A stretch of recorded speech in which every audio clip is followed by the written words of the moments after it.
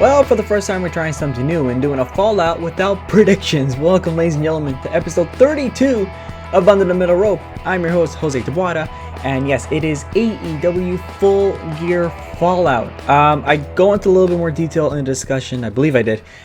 We just want to, try to ease up the load a little bit, as I said last week as well. If you tuned into last week's episode, and we just want to strictly focus on the fallout of a pay-per-view.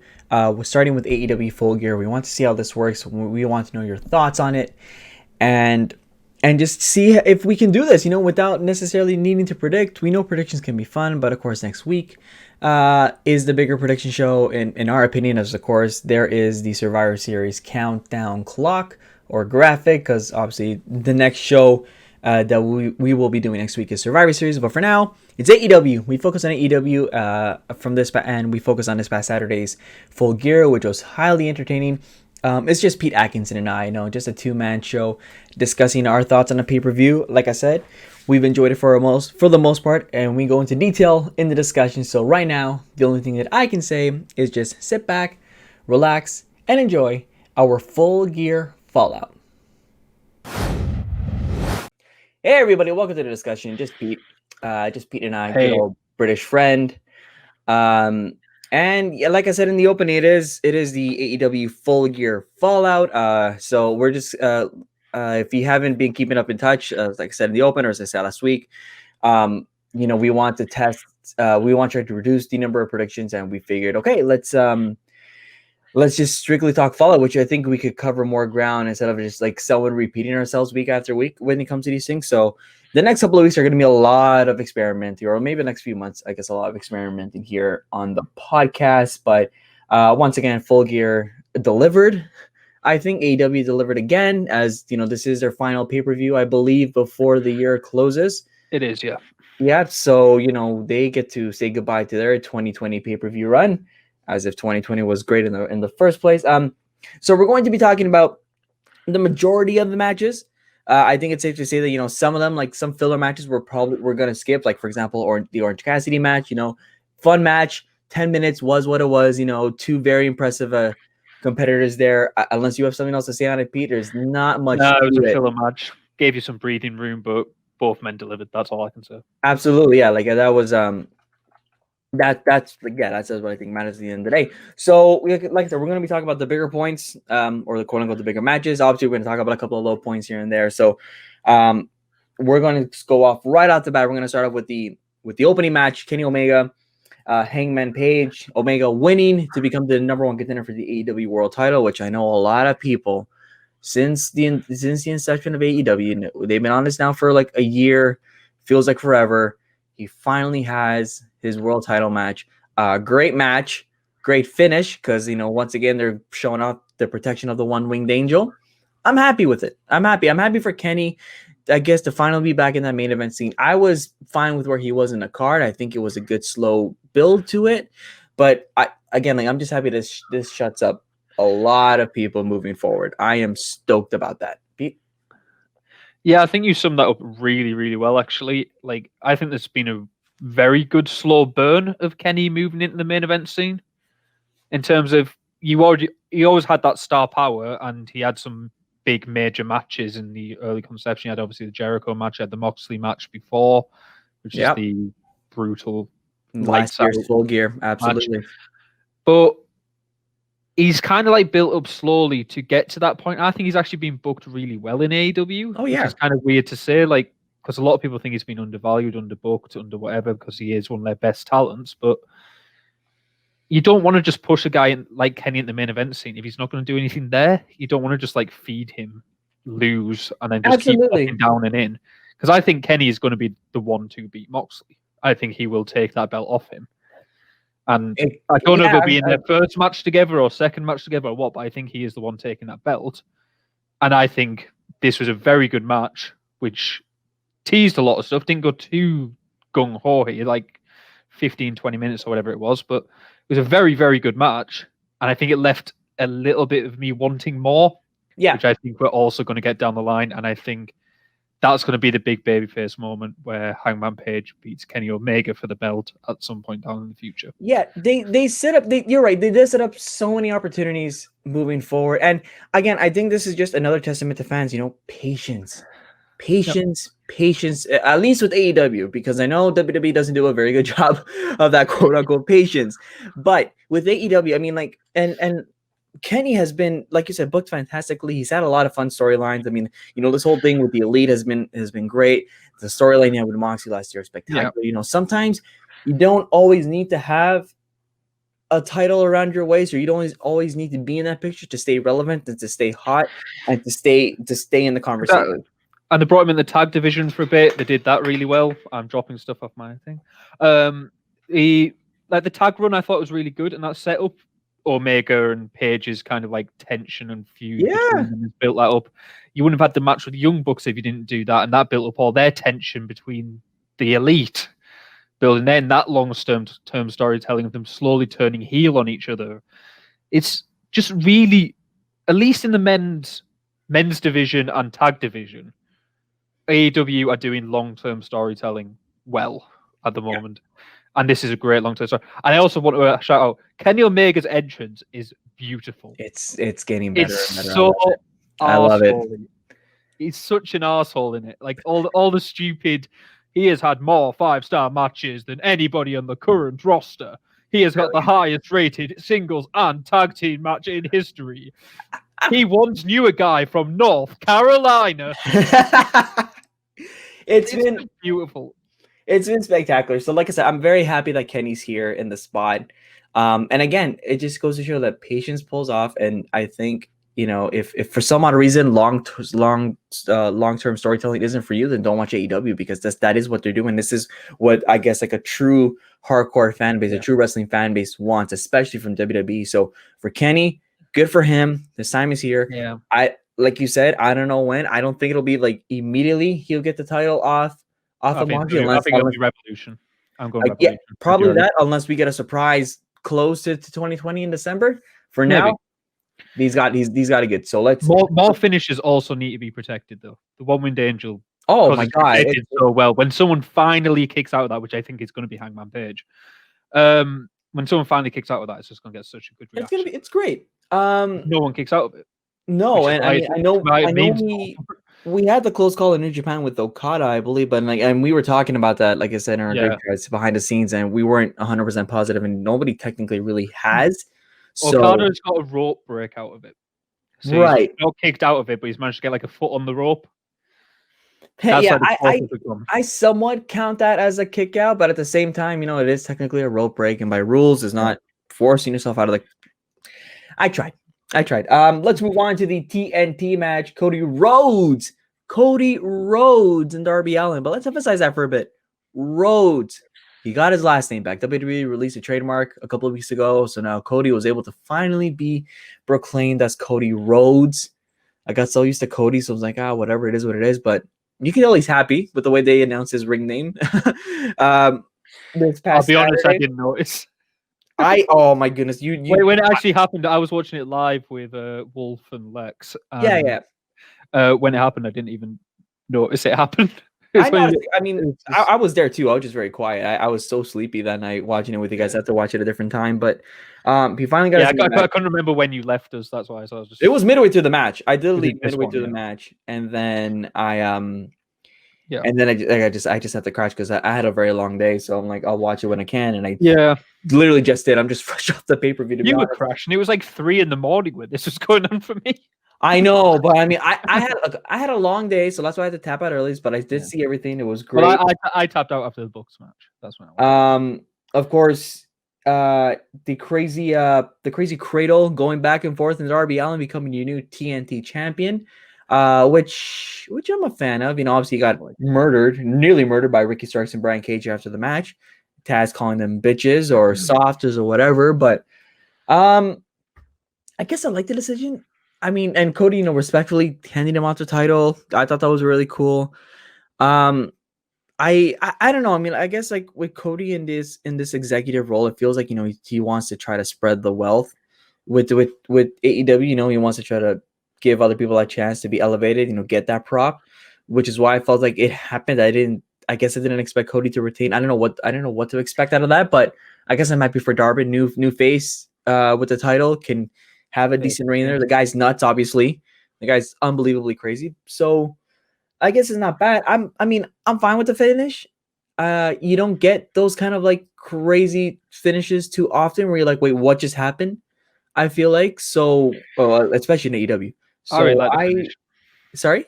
I really like the finish. Yeah, it was. I'm like, okay, it's something different.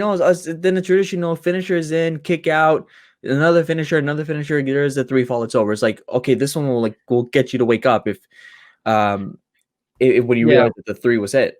But I liked it. It was So I'll sound a bit of a hypocrite here because I think it was SummerSlam or whatever when I went. I really hate roll up finishes in big wrestling pay-per-views. Fair point. And I think I did it with Drew and Orton.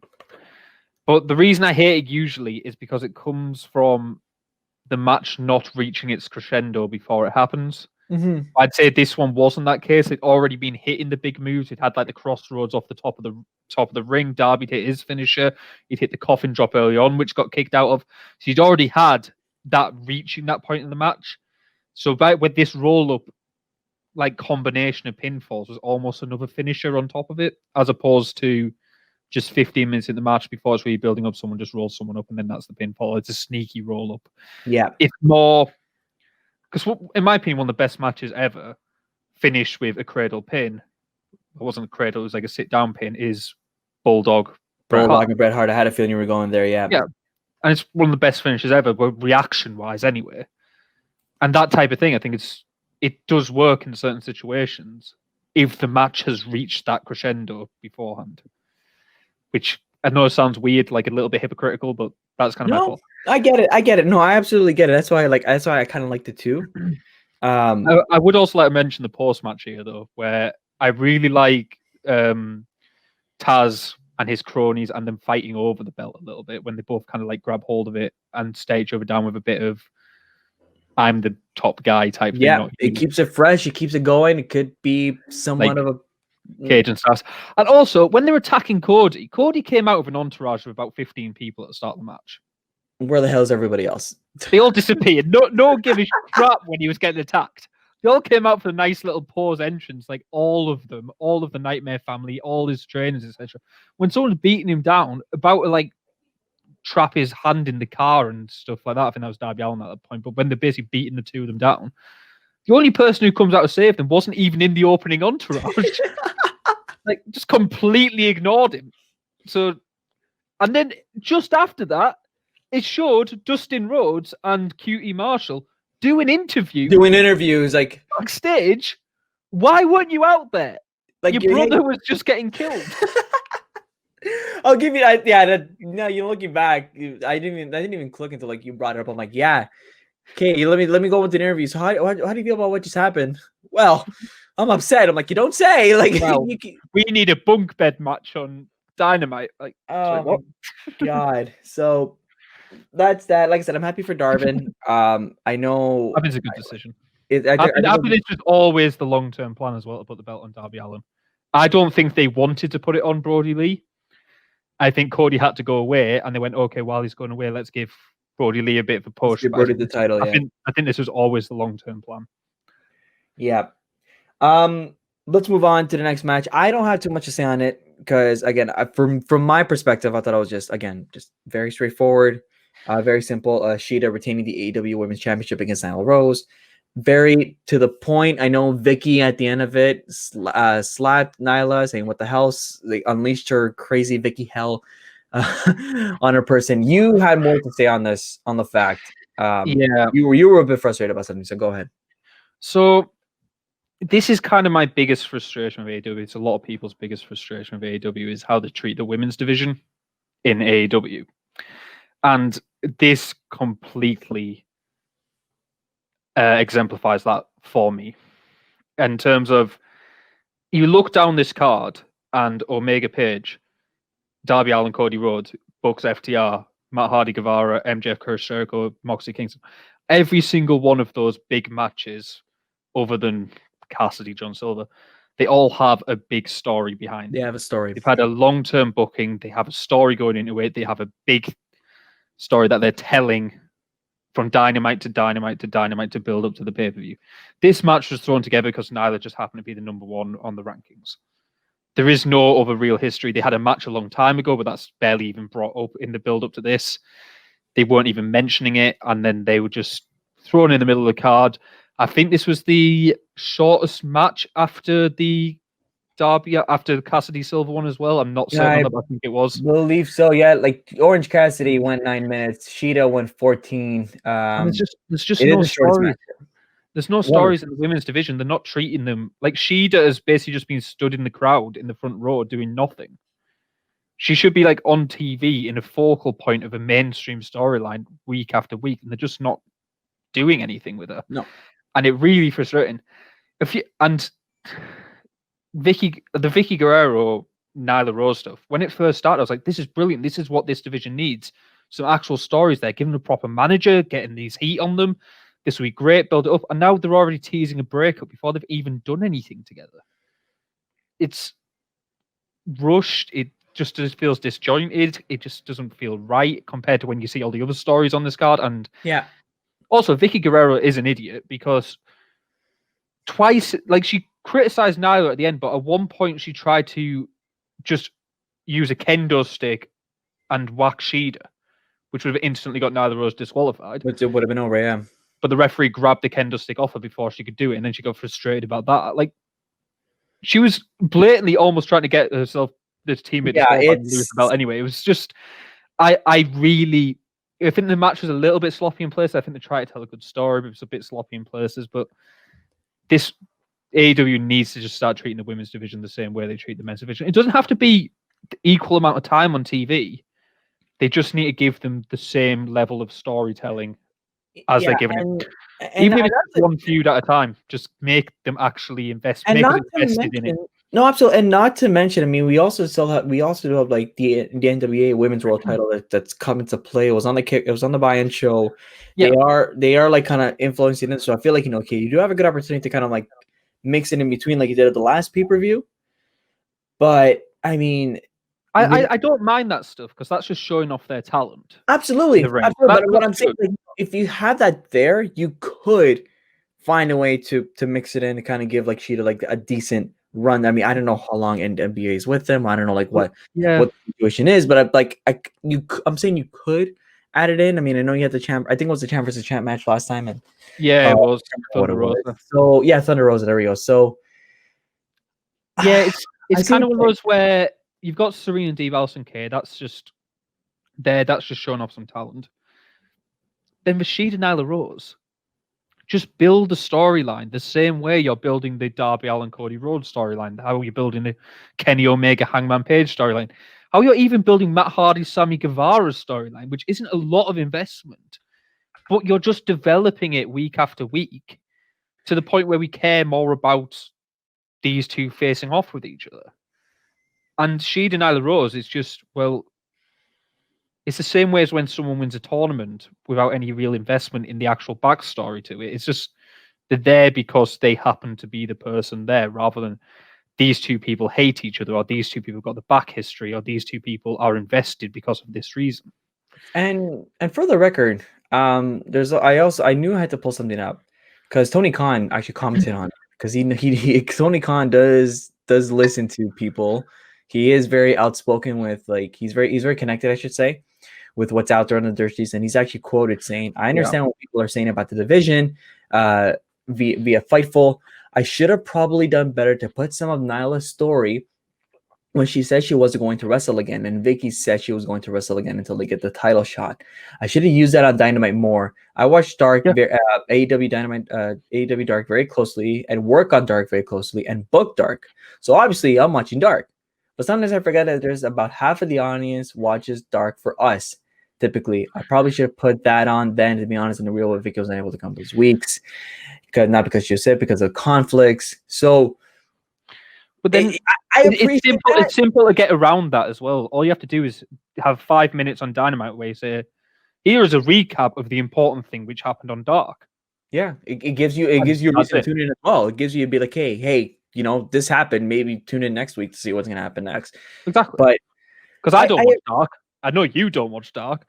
The only person I know who watches Dark doesn't like AEW. So,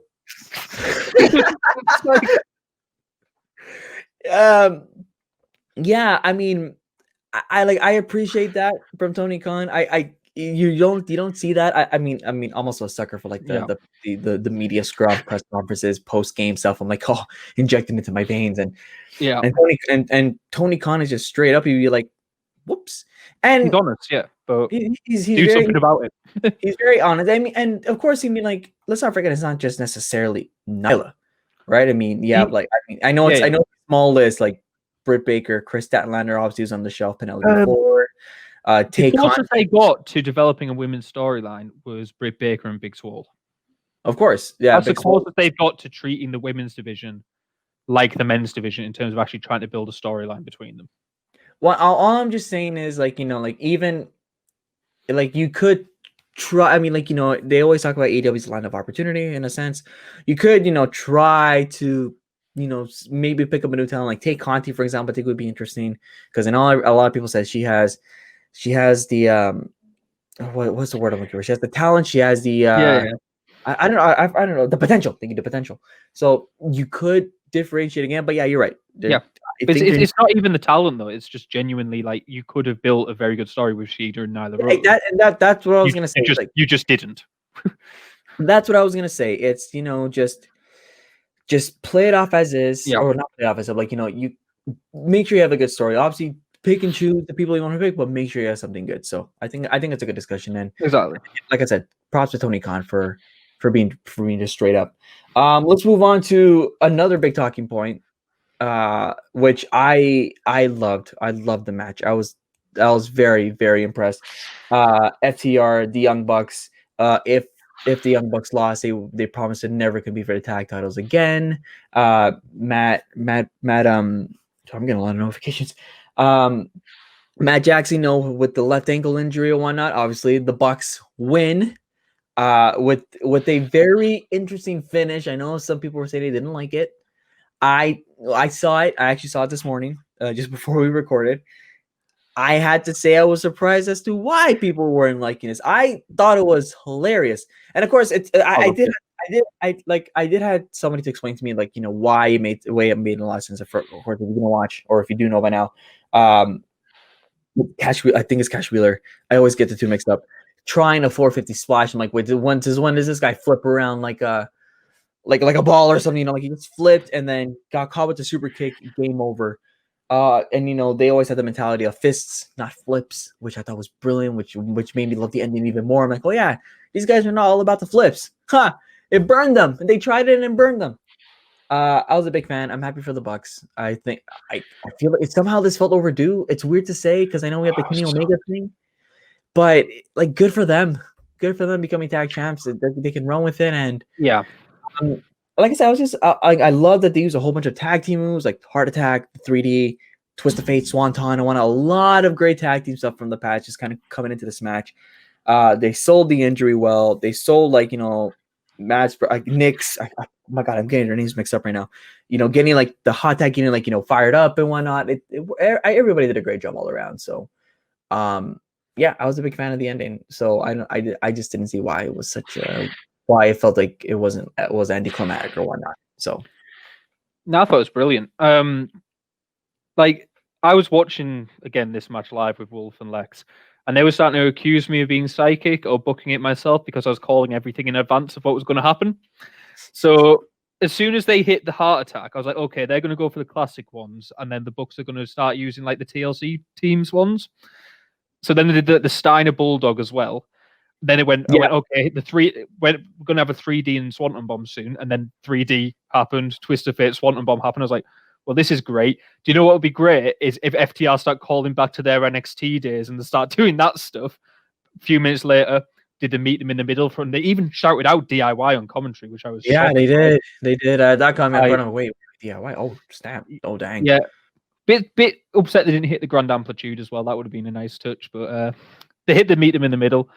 And then went, okay, and now they're probably going to start trying to steal each other's moves and stuff. And then the FTR started hitting super kicks. I was like, fucking hell, this is just not exactly as I expected. But I absolutely love the finish of this match because, like, they were going gung ho at it for a while, and then getting that desperation point of FTR going, you know what? Let's try a flip. Let's see what happens if we go for a flip. We're pulling everything out. Let's see what happens. Yep. Goes for it, completely misses it, and then just a kick to the face. So almost as in like no flips, just face. I know it's not a face, but just a kick to the face is how the Bucks then win it. It's not a no bang for your buck where they're doing the flips off the corner. It's not a Meltzer driver where they're doing the flip into the pile driver. No, they just kicked him in the face to win it. I just went, it was just a beautiful little touch. And I think it left enough there that if you want to do a second match and if you want to do like a third match with like a stipulation, people are starting to call for absolutely. There's enough that they haven't done. Like they didn't hit a shatter machine, they didn't hit like the spike pile driver, they didn't hit the Meltzer driver, they didn't hit these type of things. So they didn't even go into that side of the match. So there's enough there that you can do another one. They didn't blow it all on this first match. And even though it was like a 30-minute match, it did not feel like 30 minutes. No, it did not. It was brilliant. We waited for this for so long.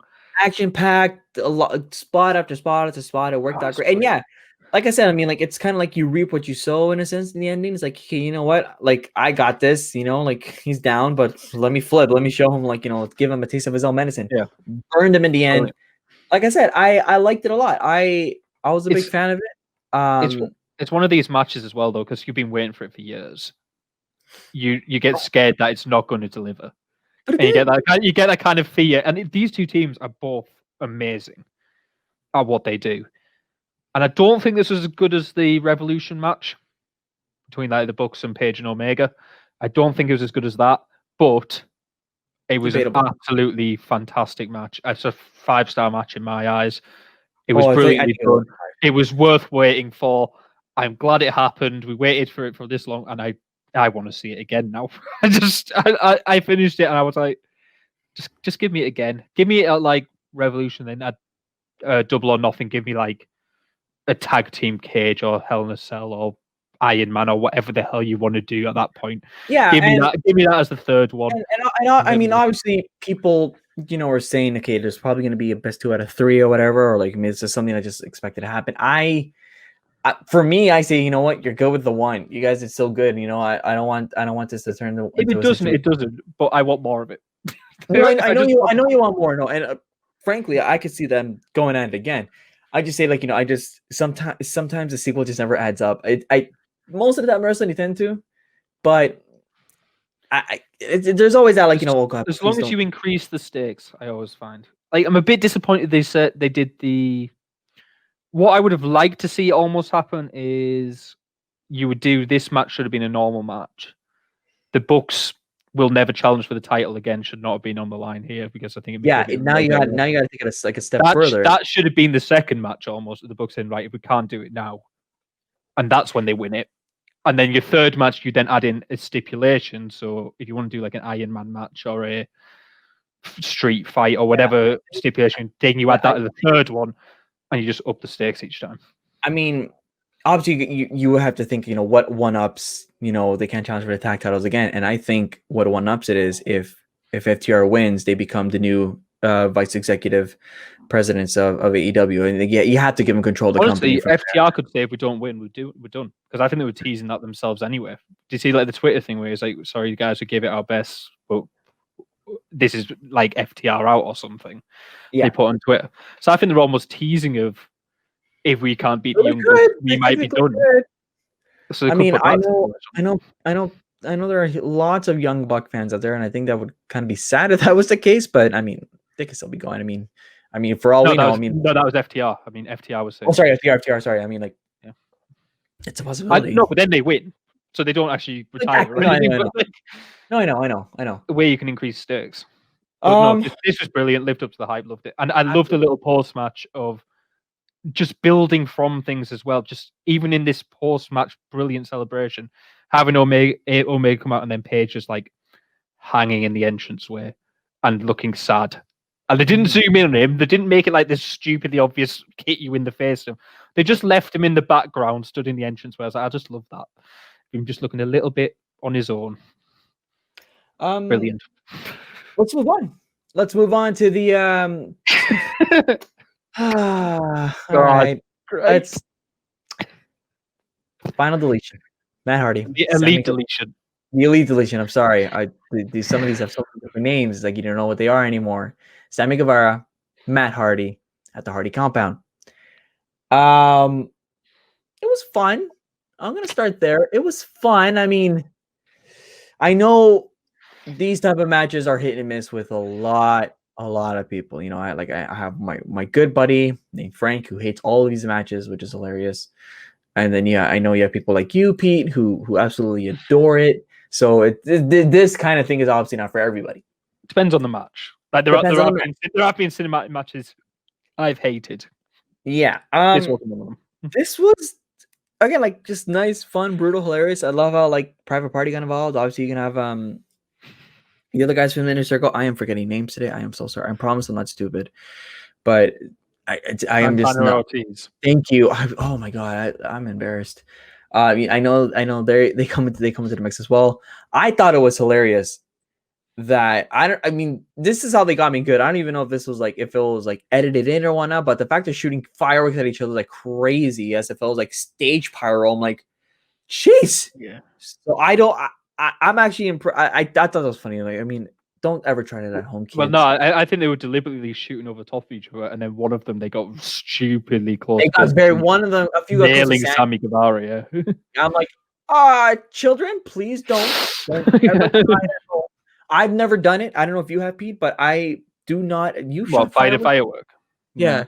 No, I've set off fireworks, but I've never like. No, he's still fired. I mean, people. I've actually only fired off fireworks once, and then somebody called the cops on us. It was actually like 2 years ago. It was pretty funny. It was in a school neighbor. I don't know. I actually did see a couple of years ago somebody here like within my neighborhood just shoot a firework off towards somebody's chest. It was great. Actually, it's not. Don't try that. Don't do that. Don't do that. Sorry, I'm not encouraging violence.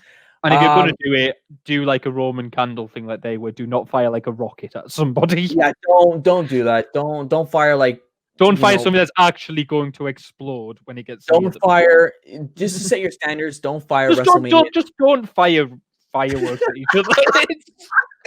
I was gonna say don't fire WrestleMania 23 pyro. That's a deadly pyro. Don't ever fire that towards somebody. But Pete's right. Just don't do it. Just don't shoot stuff at each other. It's probably a better thing to do. And then of course you had you had the hurricane, which is okay, it was cool. It's not that what shocked me, it's the fact who was under the mask holding the hurricane. I popped for Gangrel. I don't know what to I don't know what I would expect after that, and I believe that's his first wrestling appearance since the mid 2000s when he dealt with Undertaker and Viscera. I could be wrong. I don't know when Gangrel's last public wrestling appearance was. When the show started, on the list of things I expected to pop for, Gangrel was not on that list. No, he was not on that list.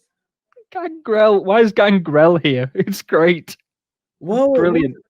I'll be honest. That Lake of Reincarnation though, when they threw Hurricane in there, he came out as his like Shane Helms reporter. Shane Helms, yeah. When they threw him back in, I was so gutted he didn't come out as 3 count from WCW days.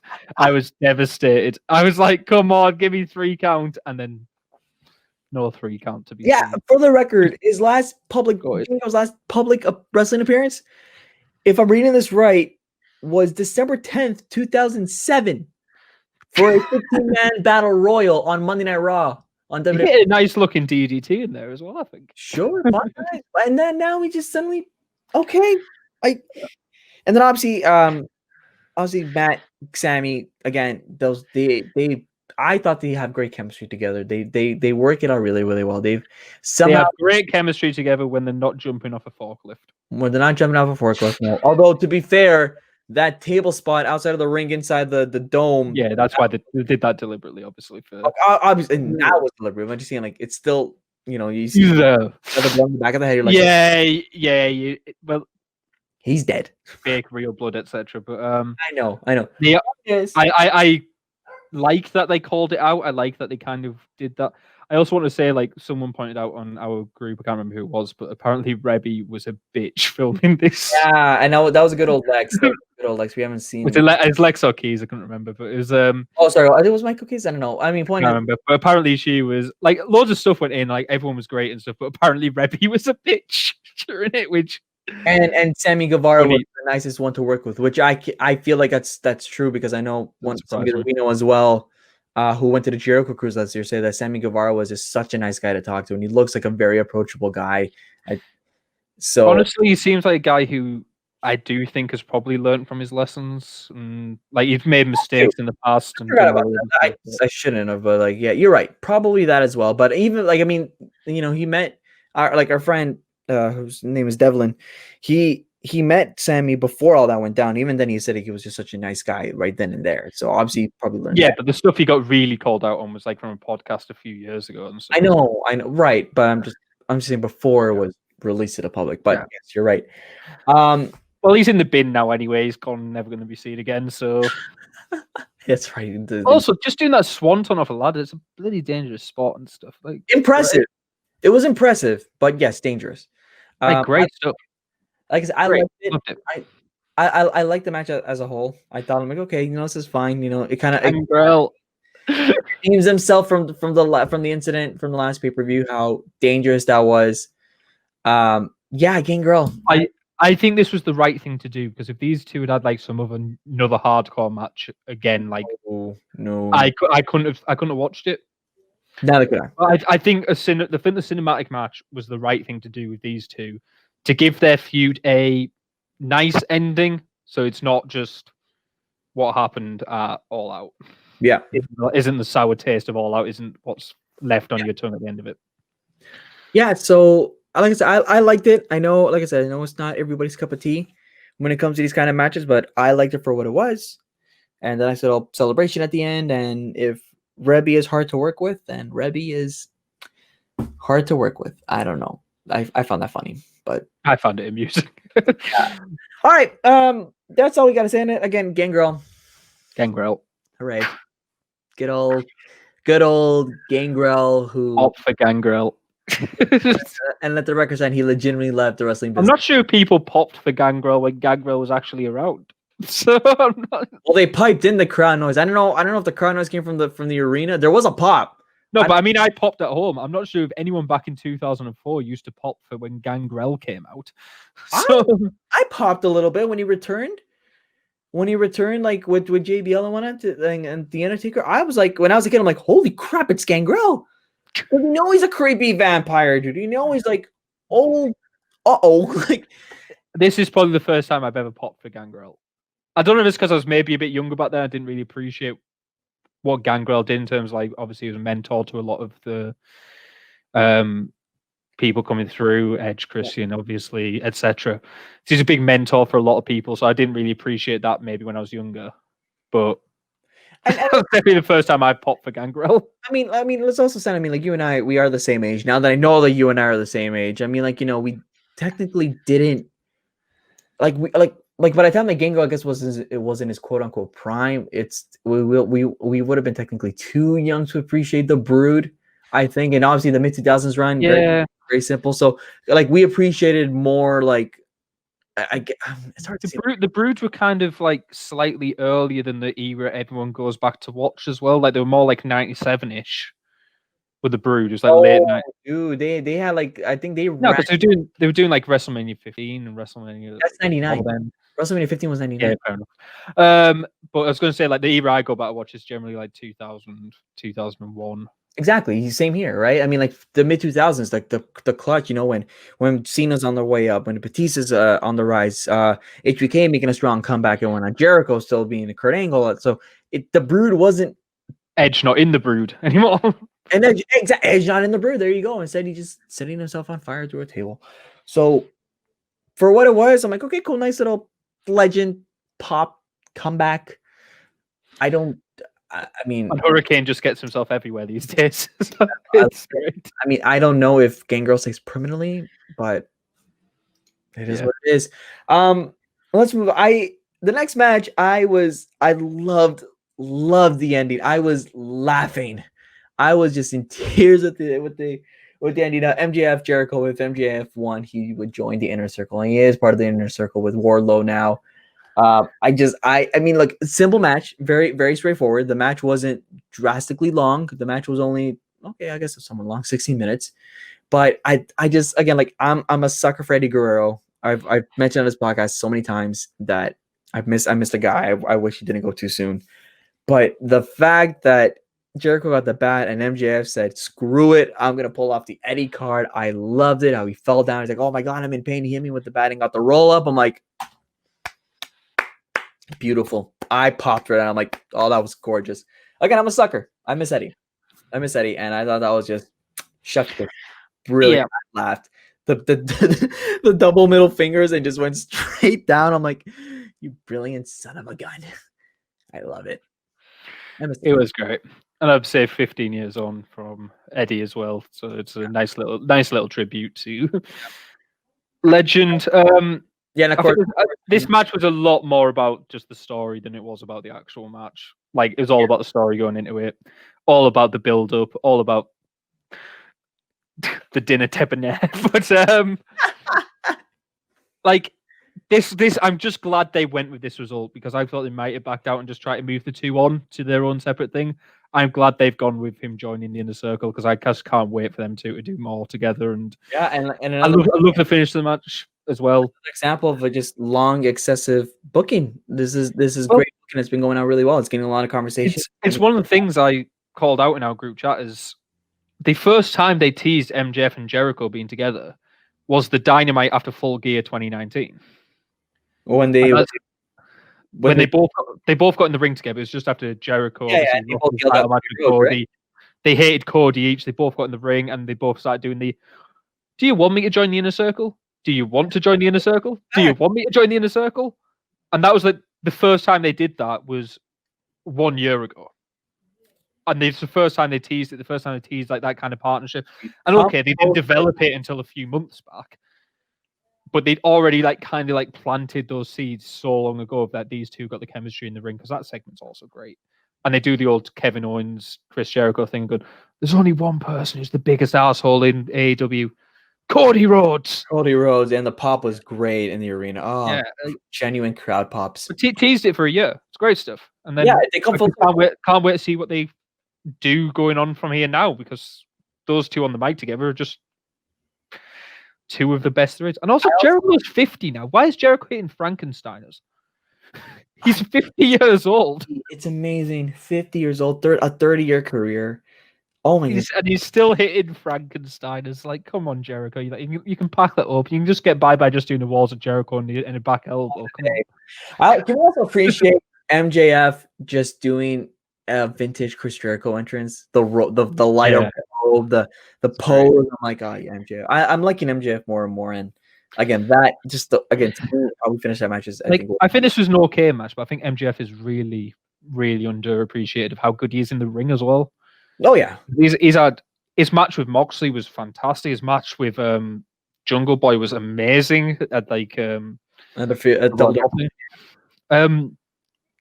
really underappreciated. Just he's too good. He's too good at being an asshole as well. And again, that reaction when they both came in the ring, because I wasn't sure what the heel face dynamics was going to be in this match, but that was pure Jericho face when they both got in the ring together at the start. And again, it was boos from MJF. Another example. Excuse me. This is another example of Kenny in a sense. You don't need to put the title on MJF. It'd be nice for him to be champion, but he still gets a lot of conversation, and he's still pretty damn good at what he does. Right. Or in other words, he's better than you, and you know it. Let's move on to the. He's younger than you, and you know it. Yeah, that makes me sad that he's younger than us, and here we are sitting in our rooms discussing about that gets maximum 15 views a week. Well, Jericho's like twice as old as us, so at least we got that. Yeah, that works. Let's move on to the main event of the evening. An I Quit match because we didn't have enough of those last month. Jon Moxley, Eddie Kingston. Oh my goodness. Jon Moxley just does not give a damn them about pain and or his body. Holy crap, John. If I was Renee, I don't know how you put up with that. It's just Moxley just does not care. It amazes me how he does that. I hate like getting like small cuts. Like I hate like just getting pinched. Here, let me put thumbtacks on my back and then put rubbing alcohol all over my body. Like, oh my God. Do you think it was actually alcohol? I hope it wasn't. Pretty damn well, but even if it wasn't, it's the thought. It's like, the thought of the fact that imagine if you could just got small little pricks all over the place, and then somebody said, "Here, let me treat it." Well, I'm just going to throw out there because I'm a guy who gets like eczema and stuff. Like not a lot, but I get like a little bit like the palms of my hand and stuff.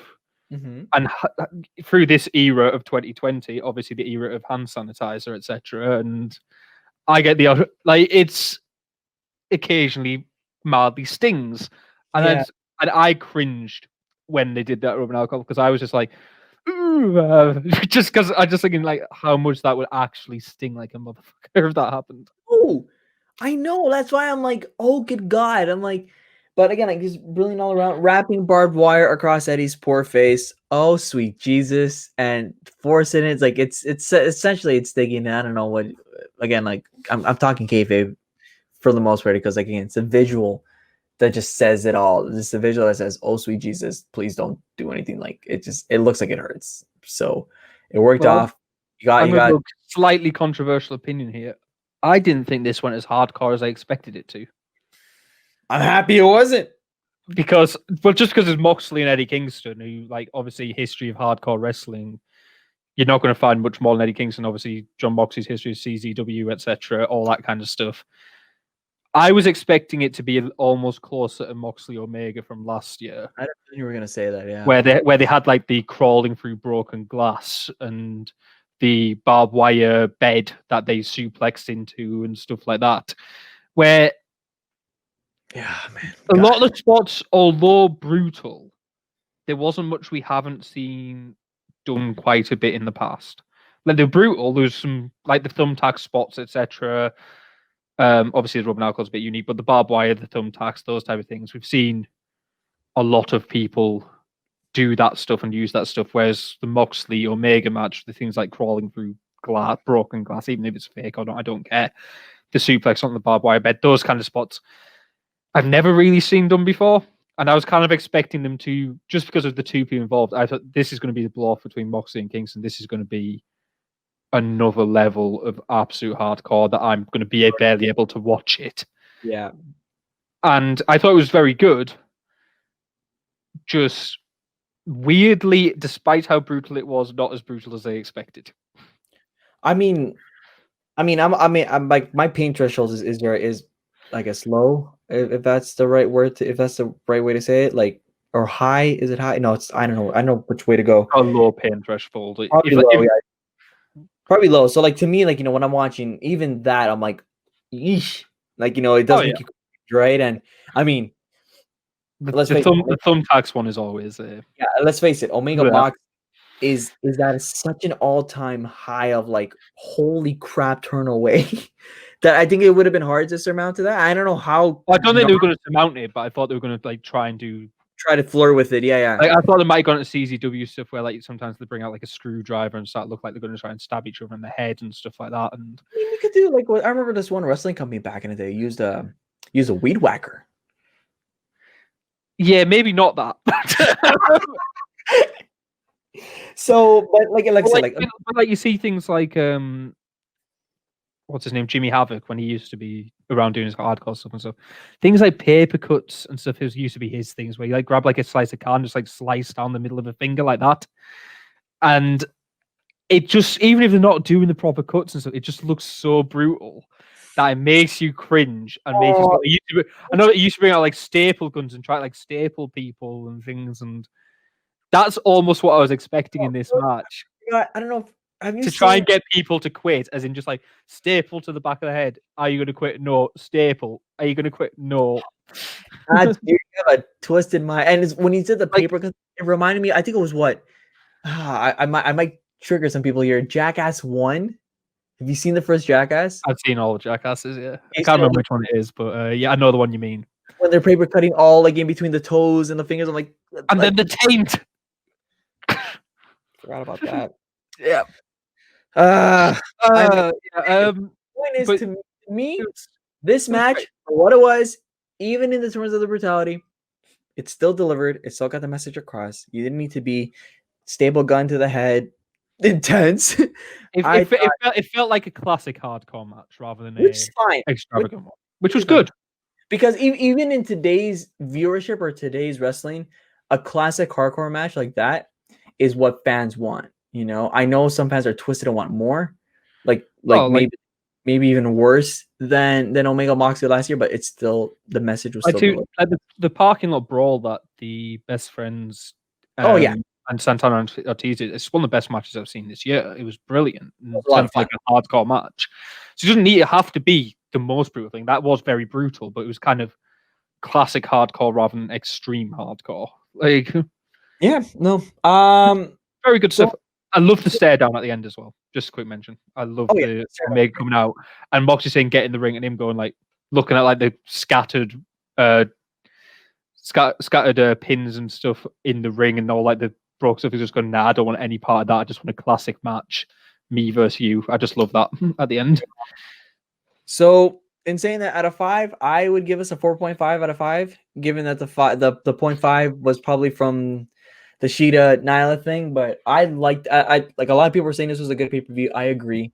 I had a lot of fun with the pay per view, a lot of fun moments, a lot of like, like brings you in. It did get a lot of praise, so I was a big fan of it. So I'm gonna give it a 4.5 out of 5. I think this was the best pay per view of the year. It might be slightly biased just because it's just happened. And obviously, memory and stuff, like you sometimes forget some of the great ones. There's so much you have to go through. Rumble was very fun. Mania was very fun. Revolution was great. Double or Nothing was very good. I think it was Takeover Portland was fantastic as well. Like, there's been some fantastic shows, but I think this is 100% up there with it. Definitely. And it's a shame. This is one of the ones where I've gone, it's a shame there wasn't a crowd there because things like the Bucks FTR match. I mean, like there was. But if they had a proper crowd for that Bucks FTR match, they'd have been blowing the roof off. Yeah, and I mean, of course, AEW has that weird, annoying, bald wrestling fan that sits NXT front row now showing up. He might be watching your podcast, you never know. When he's with his arms up in the air singing Judas, I'm like, oh, good. I mean, look, he used to be at all the NXT shows, that guy. Yeah, I know. He had to find a new place because they're not letting NXT. Yeah. I'd give it 4.75, I think I'm going to say. And the 0.25 is the women's match that I'm taking off. A lot of fun. So from this pay-per-view, of course, next week, we go back to the complete opposite of build. But I'm looking forward to it. For now, let's call it here for a day. And very entertaining pay-per-view. Yeah.